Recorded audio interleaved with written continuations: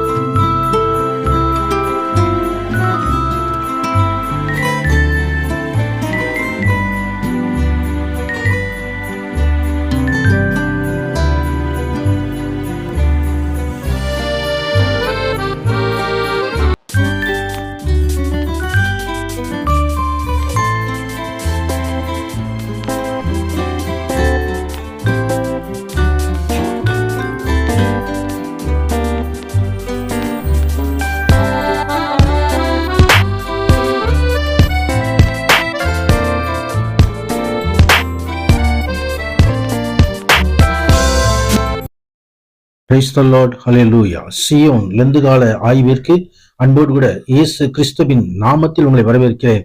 இந்த 8வது நாளிலும் ரூத் புஸ்தகத்தில் சிலுவையின் நிழல் என்பதை குறித்து நாம் தியானிக்க போகிறோம். கர்த்தருடைய பரிசுத்த மகிமை உண்டாவதாக. வேதம் முழுவதும் சிலுவையின் நிழல் காணப்படுவதை நாம் அறிந்து கொள்ள முடியும். அது பழைய ஏற்பாடாக இருந்தாலும் மோசே தொடங்கி சகல தீர்க்கதரிசிகளும் எழுதிய வேத வாக்கியங்களில் இயேசு கிறிஸ்துவை குறித்து சொல்லியிருக்கிறதை ஆண்டவராகிய கிறிஸ்துவானவர் லூக்கா 24வது அதிகாரத்திலே நமக்கு காண்பிக்கிறார். பிரசானத்துக்கு மகிமை உண்டா. இந்த விதமாக வேத புத்தகங்களிலே சிலுவை குறித்ததான காரியம். அது ரூத் புத்தகத்திலே இதோ போவாஸ், என்னை தவிர மீட்கத்தக்கவன் ஒருவனும் இல்லை, நான் அதை மீட்டுக் கொள்ளுவேன் என்று சொல்லி ரூத்தை அங்கு போவாஸ் அவரது நிலங்களை எல்லாம் மீட்டுக் கொள்வதை குறித்து நாம் பார்க்கிறோம். நகோமிக்கு சொந்தமான நிலங்களை மீட்டுக்கொண்டு அந்த ரூத்தை மனமடிப்பதை குறித்து பார்க்கிறோம். கிறிஸ்துவும் நமக்காக சாபமாகி நியாயப்பிரமாணத்தின் சாபத்திற்கு தம்மை நீங்களாக்கி மீட்டுக் கொண்டார் என்று சொல்லி கலாத்தியருக்கு அப்போஸ்தலர் எழுதும் பொழுது 3ஆம் அதிகாரம் 13வது வசனத்திலே குறிப்பிட்டு எழுதுகிறார். நமது சாபங்களை எல்லாம் சிலுவையிலே அவர் சுமந்து கொண்டார். எனவே நமக்கு ஒரு மீட்பு கிடைத்தது. இந்த மோவாபிய ஸ்திரீயாகிய ரூத் கர்த்தரால் சபைக்கு உட்படலாகாது என்று சொல்லி தடுக்கப்பட்டிருக்கிறது. உபாகம் 23ஆம் அதிகாரம் 3வது வசனத்தில் பார்க்கும்போது மோவாபியர்கள் கர்த்தருடைய சபைக்கு 10 தலைமுறை ஆனாலும் இன்றைக்கும் உட்படலாகாது. கர்த்தர் பிரசன்னத்துக்கு மகிமை உண்டாவது. ஆனால் ரூத் அங்கே நகோமியோட வீட்டிலே ஒரு மகனை மனம் முடித்ததினால் அங்கே அந்த கிறிஸ்துவனுடைய குடும்பத்திலே கிறிஸ்துவை ஏற்றுக்கொண்டதினாலே, தேவனை ஏற்றுக்கொண்டதினாலே இதோ அவளுடைய செய்கைக்கு கர்த்தர் நிறைவான ஒரு பலனை கொடுக்கிறார் என்று சொல்லி அங்கே போவாஸ் சொல்லுகிறதை குறித்து பார்க்கிறோம். அவர் செய்கைக்கு தக்கதான பலன் ஆண்டவர் நமக்கும் தருவார். ஆம், அவர் தாமே நம்மை மீட்டுக் கொள்கிறவர்.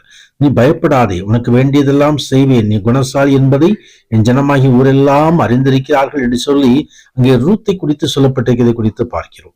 ரூத் பயப்பட வேண்டியதில்லை. இதோ அந்த சுதந்திரவாளி போவாசை நோக்கி நீ அதை வாங்கிக் கொள்ளும் என்று சொல்லி தன் பாதரட்சியை கழிச்சு கொடுத்து ஒரு மீட்பை இந்த போவாஸ் சுதந்திரவாளியிடமிருந்து பெற்றுக்கொள்கிறதை குறித்து பார்க்கிறோம்.